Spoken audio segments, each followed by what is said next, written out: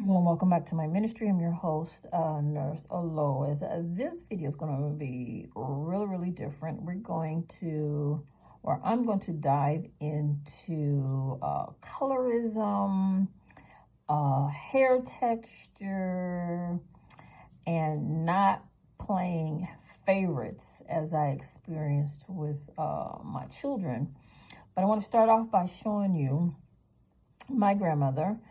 This is my grandmother's obituary to the left, and it's not in color, but you can tell by the black and white photo that my grandmother was a chocolate woman. She was very beautiful, chocolate skin, brown complexion, and I just loved her so much. She taught me how to walk with the Lord, for real, for real. Just love my grandmother. I know I'm going to see her one day. But this was her. That was her skin complexion, and her hair texture was, of course, kinky, of course, but fine. She had fine hair. Not real thick, but fine hair. And my grandfather, I can't find his pictures right now because I've been painting in the house and I put a lot of stuff away and I have to go look for it. But my grandfather was half Cherokee. His father was African American. His mother was Cherokee Indian. And so you could just imagine what my grandfather looked like. He looked like a Cherokee Indian. He was fair complected, right?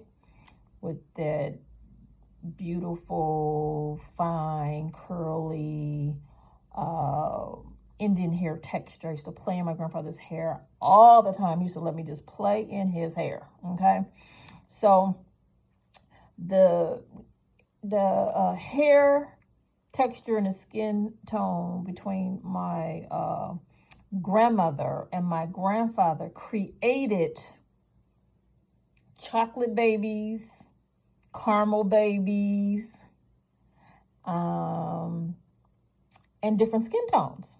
So I grew up being surrounded by my family members who were on the very dark chocolate side and who were on the very light complected side, and also who were caramel. So the different skin tones in between. And we didn't have colorism in our family.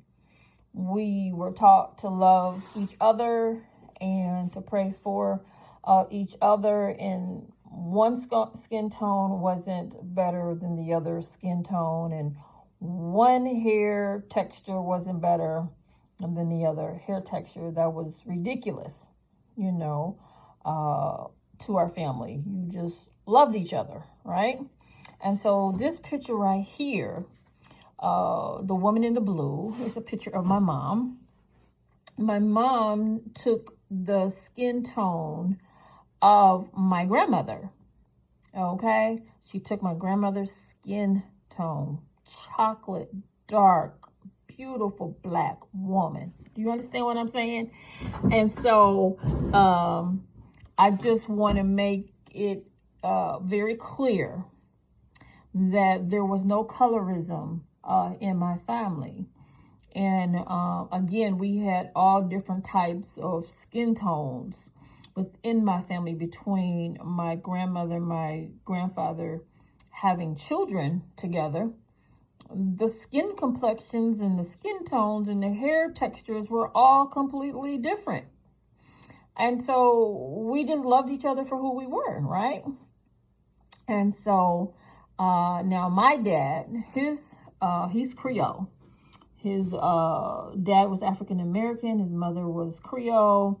So he had a mixture of African American and Creole in him. A lot of my people are still living in Louisiana. They're Creole, Covington, Louisiana. And there's a mixture of skin tones and hair texture. I took my dad's features. So I took his caramel brown skin tone, and my hair texture came from my dad. So I took a lot of my dad's features and a lot of the Creole features. And I took some characteristics on my grandmother and my grandfather's side of the family as well. And so I'm a combination of both sides of my family. So now we're going to skip over to showing you my children. So my children took a combination of a lot of different skin tones. So the little boy that you see on his knees in the purple on the ground with the dark coat, that's my son. That's my youngest son, Michael. He now stands 6'2". He's the preacher of the family.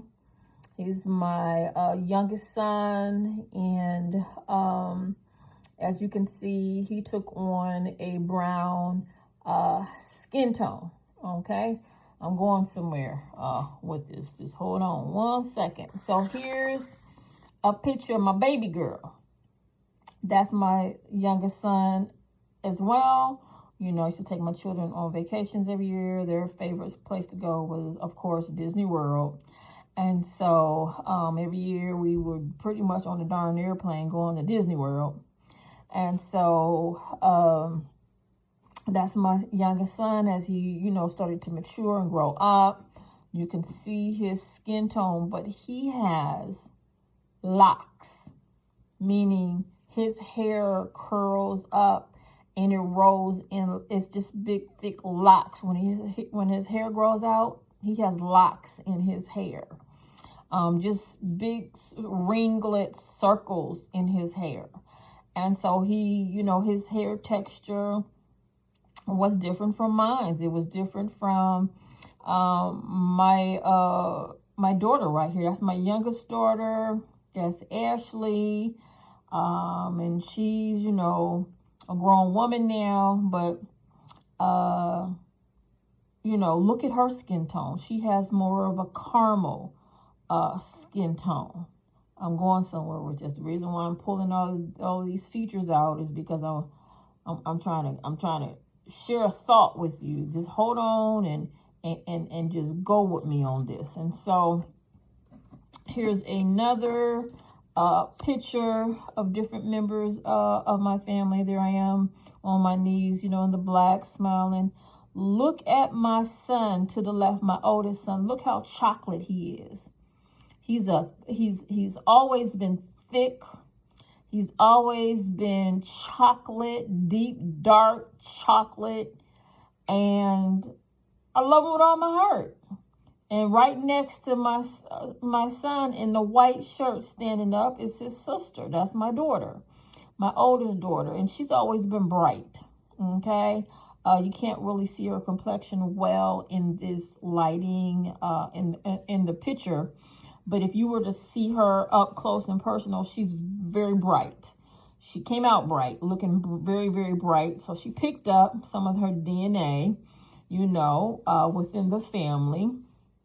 And so my point is, there's so many different skin tones and skin complexions and hair textures and everything. And when my children were growing up, how can I say, or play favoritism toward a child who had maybe a darker skin complexion or a lighter skin complexion? That's ridiculous. You know, my children came through me, came out of my body. They lived inside of me for 9 months, each one of them. And it's ridiculous for me as a mother to love one child better than the other based on their skin tone or their features or whatever. You know what I'm saying? And so they all came out with their own different personalities. I got a chance to get to know each child's personality. And to this day, when we all come together, we look like just a rainbow, y'all.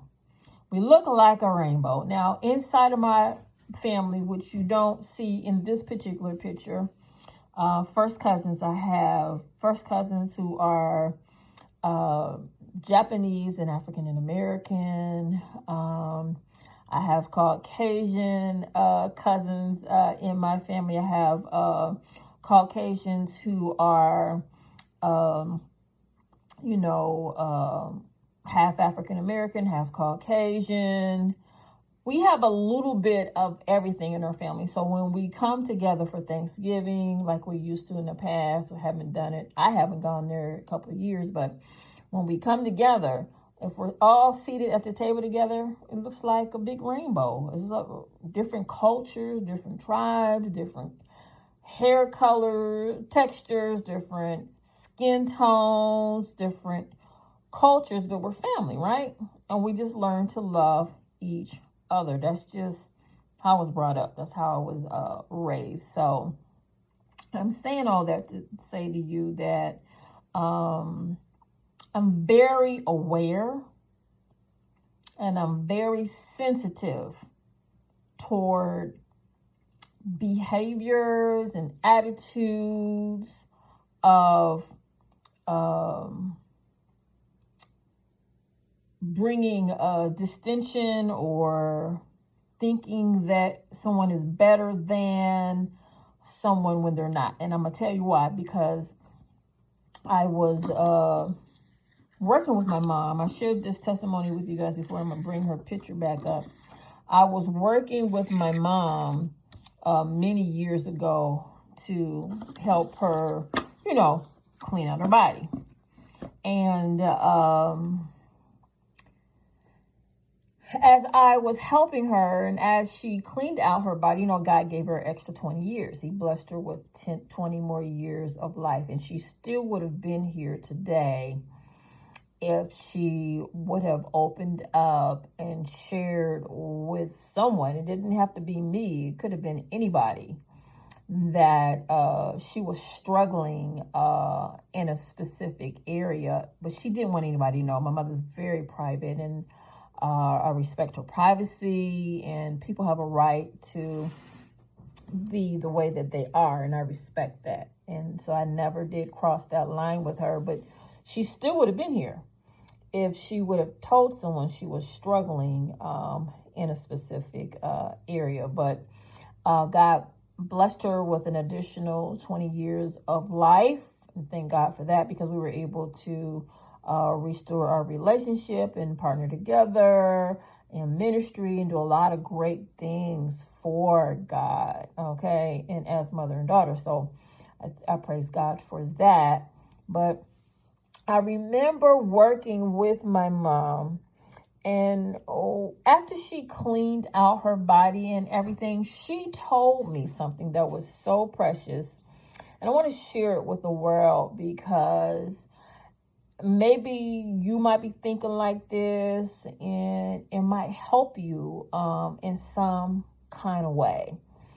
And my mother always gave me permission to share her testimony. So I remember when, after she cleaned her body out really good, she cleaned her body out from parasites, from flukes, from gallstones, kidney stones, liver stones. I had her clean her body out really, really well.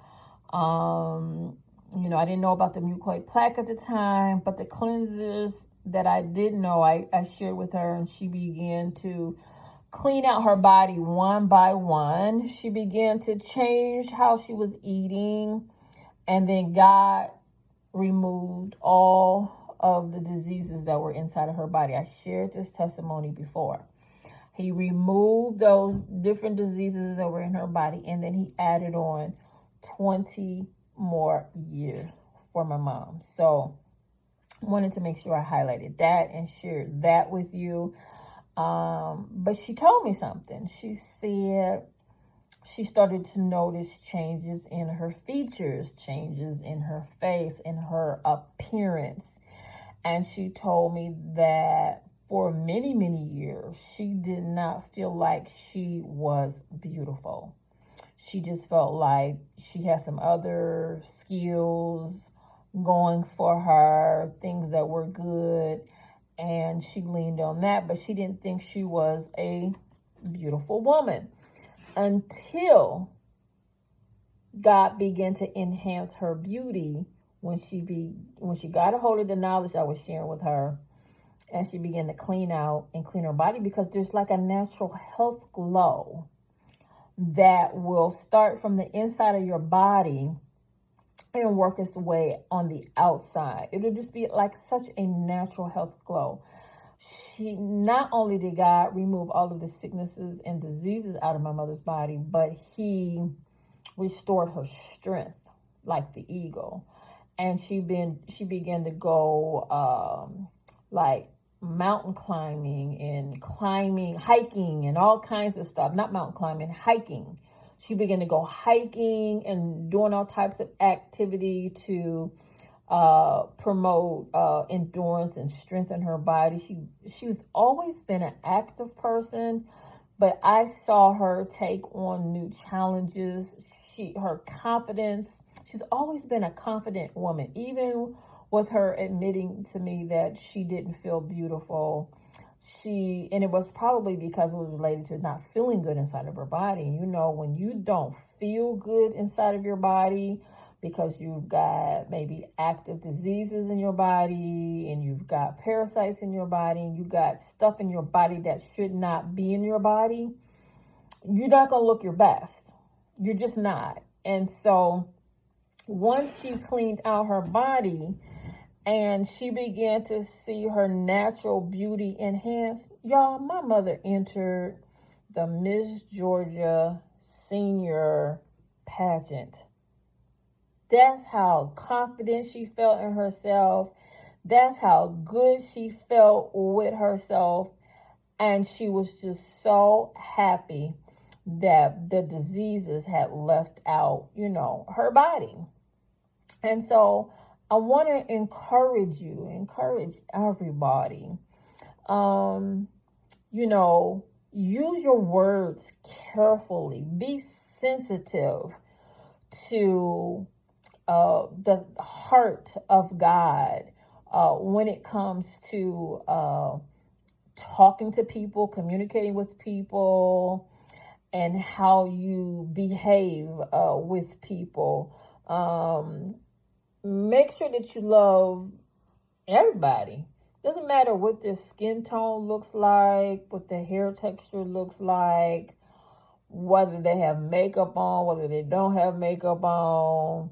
You just love people. That's all you have to do. Just love people and be good and kind to people. And I have some silly illustrations of things that I went through as a parent with my children. This was like back in the day when we was all drinking Kool-Aid. I don't drink all that Kool-Aid and that sugar and that artificial flavor and stuff now. But, back in the day, you know how we used to drink that Kool-Aid, y'all. And I would put the, cups on the table, dinner on the table. And I'm telling y'all, if I didn't put that darn Kool-Aid in a measuring cup and then pour the exact same amount in all 4 cups, my children would swear that I loved one child more than the other off of some darn Kool-Aid. Like if I had like a smidget more Kool-Aid in one child's cup, oh, they swore up and down I love that child more. Y'all, I wish y'all could have seen me on my knees trying to make sure I measured every child's Kool-Aid the exact same amount. It was ridiculous. So they didn't have any issues with me loving them because one child was darker than the other, or browner or lighter than the other, or more caramel than the other. No, that wasn't their issue. Their issue was, Mama loves you more because you got a smidget more Kool-Aid. That was just the most ridiculous stuff I went through as a parent. But I'm telling you, I went through that craziness with them. And so, I would tell each child, it was so funny, y'all. I would tell each child when they were by themselves that they was my favorite. I'm like, you're my favorite. Mama love you. And so that child will leave and go do something, and the other child come in with me or speak to me or be around me. I'm like, your mama love you. You're my favorite. Y'all, I told each child they was my favorite. And so when they walked away, they swore up and down they was my favorite child. I didn't have a favorite child. They were all my favorite child. How can I choose? How can I choose one child over the other? How? When they lived inside of me for 9 months, y'all. And I gave birth to each one of them, y'all. You know, I gave birth to each child. How? That's not even possible for me to love one child more than the other because one was lighter or darker or more caramel or had locks of hair or had fine hair or had thick hair or whatever. That's ridiculous. It's just ridiculous. And so I just wanted to share that journey with you because of what my mom shared with me about how she felt about herself being a dark complected woman. And then, of course, she needed to be cleaned out and change how she was eating and all of this and all that. I do believe that if I hadn't obeyed God and went to nursing school and then came out and went through some extra training through the instructions of God, that my mom, I would have lost her a long time ago because she wouldn't have had the knowledge that she needed to, you know, get her body straightened out. I would have lost my mom, you know. So my obedience not only gave my mother an extra 20 years, but it blessed a whole lot of other people and a lot of people in the world. So if my mother was alive today, I would have told her about the mucoid plaque cleanse because that was like a whole nother level of internal cleansing. And, you know, she could have done that. But what left, the reason why my mom left when she did it was because she was going through a private battle that she didn't want to tell anybody about. It wasn't directly related to her health. It was an outside environment, okay? And she didn't tell anybody. She was ashamed. And I believe if she would have just reached out and got some help that she needed, she would have still been here. So don't be so private that you don't get the help that you need, because you would still be here. Because I remember having a conversation with God about that. I was like, God, why did you hide that from me? Why didn't you tell me, you know, this private battle that she was going through? And the Lord just put in my heart, your mom's private. She didn't want you to know. And there would be things that God would share with me. Like I remember one time I was asleep and I was dreaming of my mother's leg, and God showed me that she was having issues with her circulation. And I remember calling my mother one day on the phone, and I said, hey, Mom, how's your circulation? And she almost dropped the phone because she knew God had revealed it to me. And she said, I'm going to have a conversation with God because he's telling you too much about my private business. Well, the reason why God was telling me was because she wasn't doing anything about it, and it wasn't her time to leave, and he wanted her to go to the hospital, to the doctors, and get that checked out so that it could be corrected, okay? She was being stubborn and hard-headed in one of these areas, but, you know, and she was believing God at the same time. How you gonna believe God at the same time, but you're gonna be stubborn and hard-headed when God gives you instructions, right? So, but she did. She heard me. I was like, Mom, you know God love you. If he revealed it to me, it's because he wants you to get up and go to the doctors and go get that taken care of. And so she did, and she got that part taken care of. But then it was a different area in her life that she kept private and hidden, and she just would not tell us. And it was a spiritual battle. It was definitely a spiritual battle she was going through. And I remember one time when she came and spent some time with me, God had given me a dream about her. And the dream was we were both on this big chartered bus. My bus went straight, but her bus turned. So when I woke up, I came downstairs and I said, "Hey, Mom, God just gave me a dream about you. You took a wrong turn somewhere. You took a turn that you weren't supposed to take a turn to. What did you do? What did you do, Mom? It's something you did. God said you did, and you took a wrong turn, and it opened up a spiritual battle. What did you do? You opened up a door. What did you do, Mom?" She wouldn't tell me. She wouldn't tell me what it was, but it was something. And it was a spiritual fight. Some stuff, y'all got to keep some of them spiritual doors closed. Don't go through some doors that you don't have no business going through. You see what I'm saying?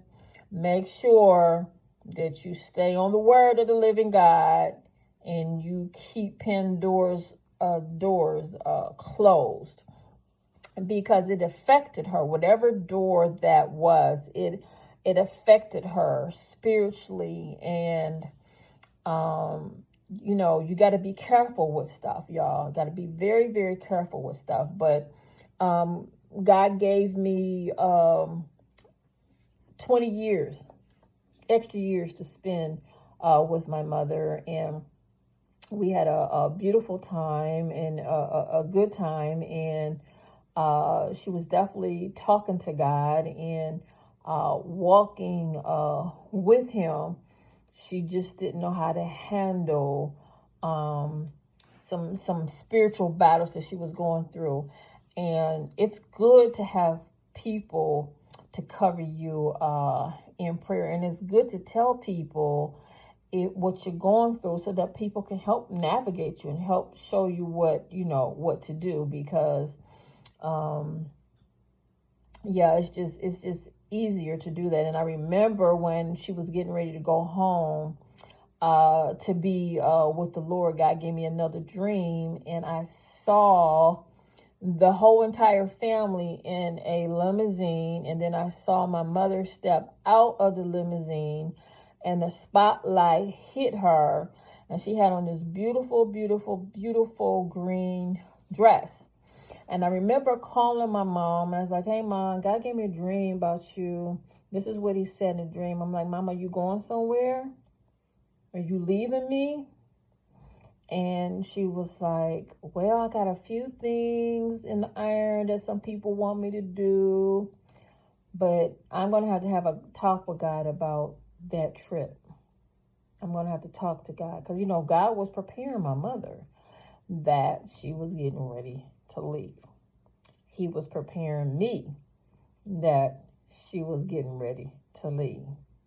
And I'm the oldest.